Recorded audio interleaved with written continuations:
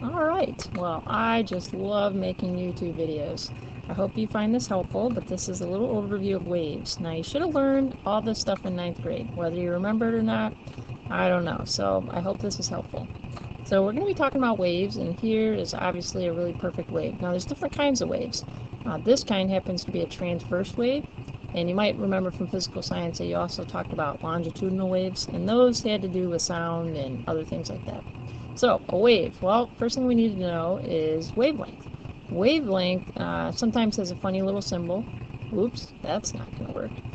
It's this little lambda symbol. And a wavelength is basically how long the wave is. So it's the distance between two consecutive peaks or troughs. So if I was looking at this wave, I might measure a wave from starting right here and ending right here. So that would be the length of the wave. Sometimes we like to do it from peak to peak. So that's always lovely. Or from trough to trough, it really doesn't matter. In this particular picture, it looks like we are showing two complete waves in this drawing. Okay, so wavelength is a distance, so it's measured in some kind of length. The real common lengths that you'll see, of course, are meters. But a meter, I mean, that's a pretty long length. That's like your arms outstretched. So some waves are that long, like radio waves, for instance, are pretty long. But usually the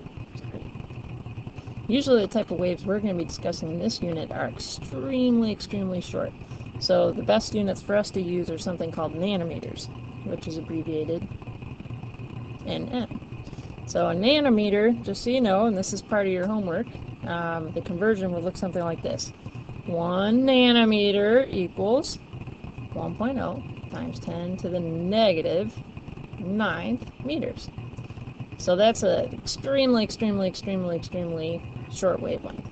Okay?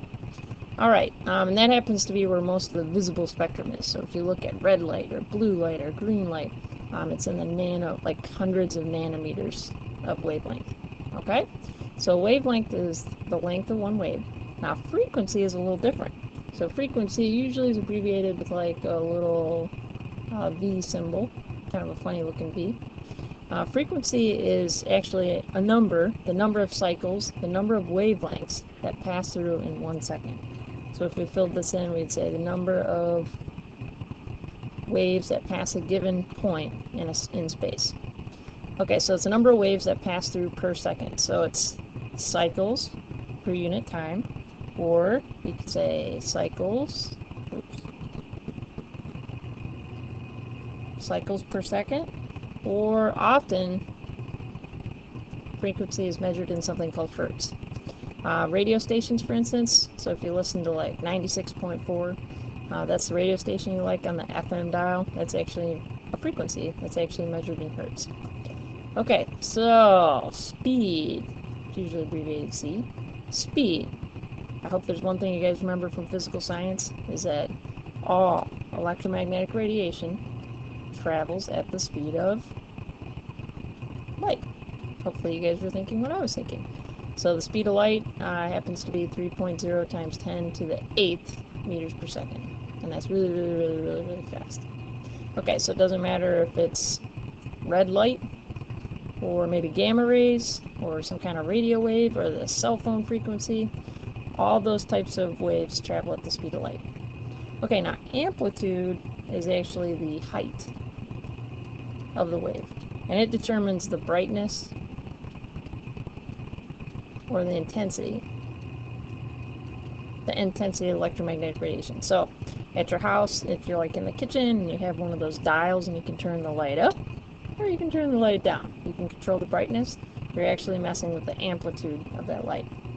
Okay, so amplitude, if you actually measured it, would be like from the height of the peak to the baseline. That would be your amplitude.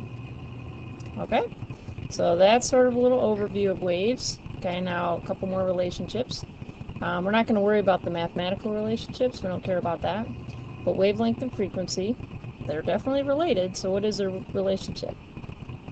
Well, they have an inverse relationship.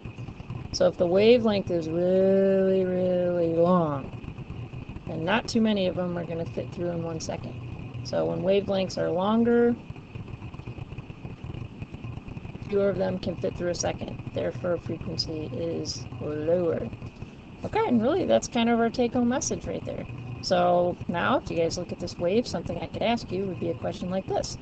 It says draw a wave on this wave, on the wave above, which is this wave, that has half the amplitude, dog nabbit, half the amplitude and twice the frequency. So why don't you guys think about that for a second. So if you're actually playing this at home, maybe pause it and think about it. What would you do? Half the amplitude, twice the frequency.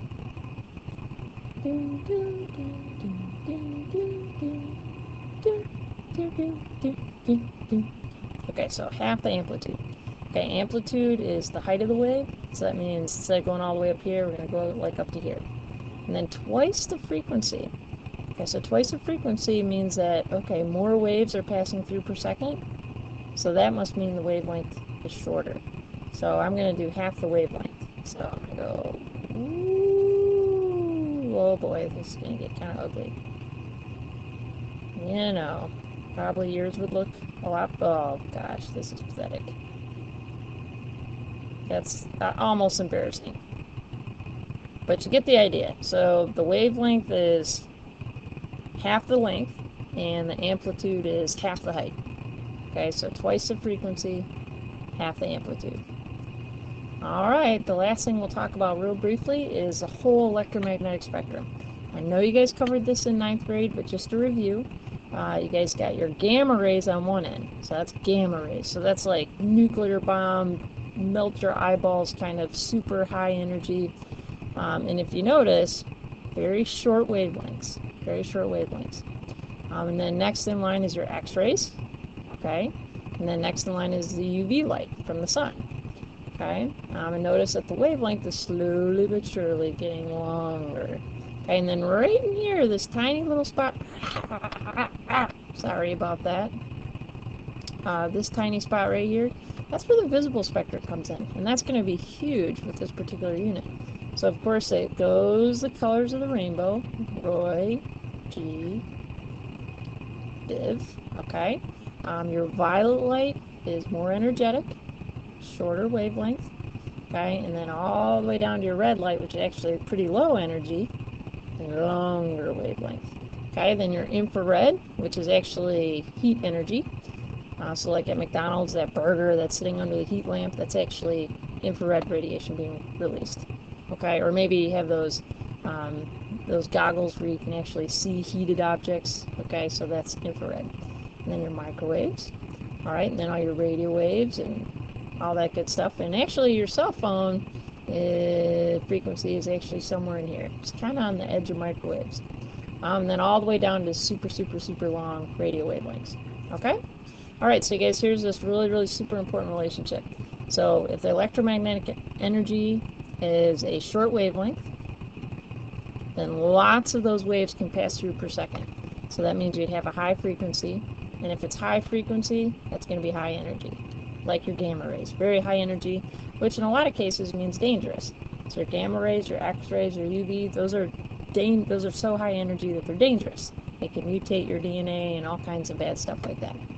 Then all the way down to the other line, that if you have a super long wavelength, then that's going to be a low frequency and then low energy. So I just made a connection myself. LLL. They all go together. Long wavelength, low frequency, low energy. All right, well, that concludes our little summary of energy. I think at this point you can probably complete all of your homework very successfully. So I'm going to stop. Have a wonderful day.